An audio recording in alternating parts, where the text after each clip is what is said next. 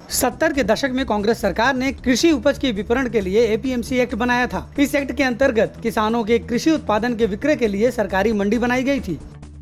किसान अपना उत्पादन इन्हीं मंडियों में बेच सकता था। इन मंडियों में कृषि उपज का विक्रय पारदर्शी व उचित तरीके से हो, इसकी देखरेख के लिए सरकारी अधिकारियों की नियुक्तियां की गई थी। इन मंडियों में 10 से लेकर 50 तक आढ़तिये होते थे, जो मिलकर किसानों के उत्पादन का रेट तय करते थे और एक मंडी समिति का अध्यक्ष चुना जाता था, जिसकी नियुक्ति में स्थानीय विधायक का बहुत बड़ा रोल होता था। यह व्यवस्था 1965 से अब तक लागू थी। मोदी सरकार ने इस व्यवस्था में थोड़ा सुधार किया है। अब किसान अपना उत्पादन देश की किसी भी मंडी में बेच सकता है।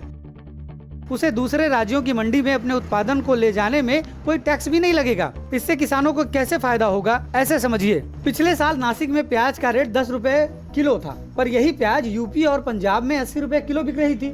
हिमाचल प्रदेश में सेब की कीमत 10 रुपए किलो, पर यूपी में 100 रुपए किलो। अब होगा क्या?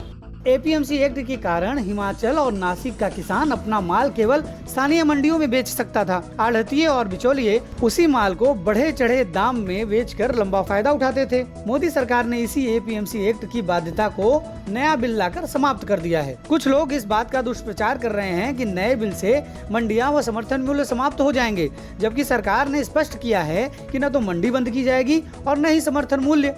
सरकार ने स्पष्ट किया है कि किसान अपना माल स्थानीय मंडी के अलावा किसी भी अंतर्राज्यीय मंडी में बिना किसी शुल्क के बेच सकते हैं। किसान समझदार हैं और वो इस बार विपक्ष के बहकावे में फंसने वाले नहीं हैं।